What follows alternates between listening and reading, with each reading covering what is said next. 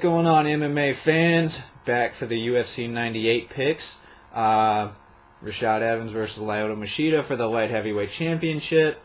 Matt Hughes versus Matt Serra in the ultimate grudge match. And then we also have a couple late replacements. Excuse me for wiping my nose, but the pollen is killing me down here in North Carolina. So, spring fever, gotta love it, huh? Anyways, let's get on with this. Sean Sherk versus Frankie Edgar, first fight of the night. Guaranteed. Put my Dirty South MMA guarantee that this is going to be fight of the night. Both guys are exciting. They have unbelievable pace to all of their fights. They're both excellent wrestlers, except the only problem I have in this fight is that Sean Sherk is huge compared to Frankie Edgar. And I think this fight is going to be a lot like the Frankie Edgar-Gray Maynard fight, where Gray Maynard was just too big for Frankie. And I think this is actually going to be a stand-up fight, too, which is why I think it's going to be fight of the night.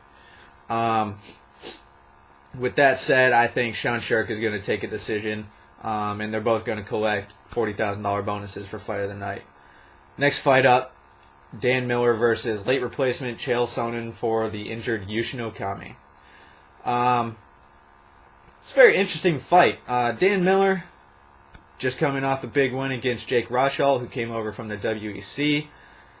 Rosholt shot in for a double leg, and Dan Miller caught him in that guillotine.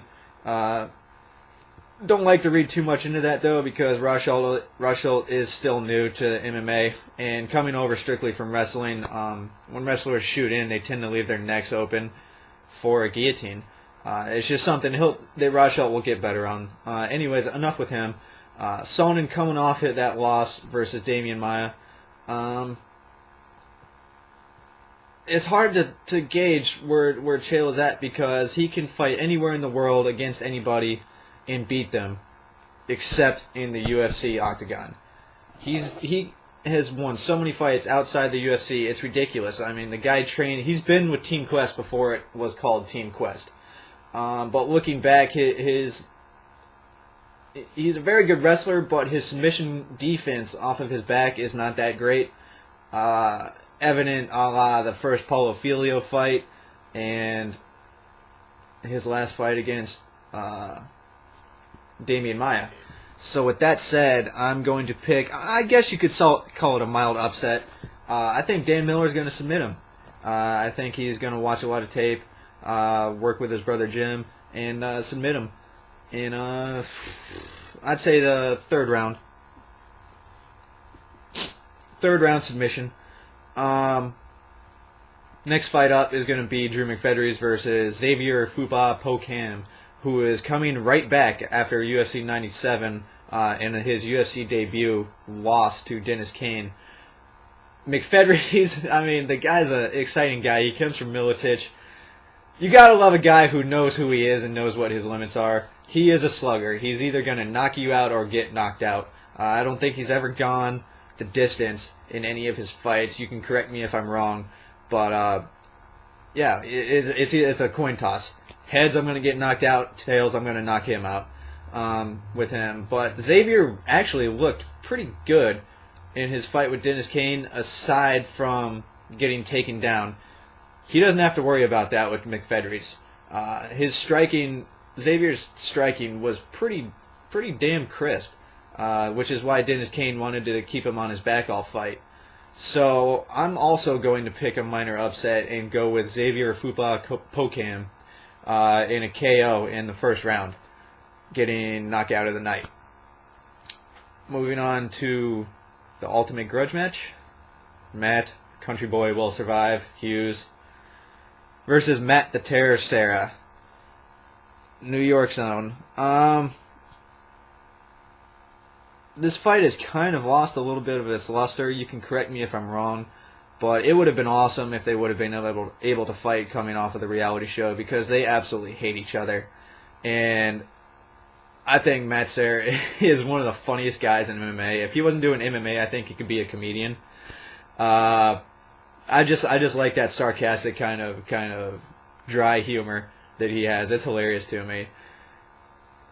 people look at Serra's record and see it's only like 9-5 or 10-5 or something like that. But you also have to look who he's fought. He's fought nothing but the best inside the octagon. Whereas Hughes, Hughes has fought all over the world. He's fought some tomato cans, and they're both past their prime. They're in their twilight now. But Hughes is still better, in my opinion. He's bigger, stronger, and I think this is going to go to a decision, because I don't think Hughes is going to knock Serra out unless he grounds and pounds him out and the referee stops it. But if he gets him on his back, Serra's an excellent jiu-jitsu guy, and he might look for an armbar or a triangle or something like that. So, but I'm going to go with Matt Hughes in a decision. To the main event, Rashad Evans versus Lyoto Machida. Both these guys are probably the two quickest feet in the light heavyweight division. Their feet move like boxers.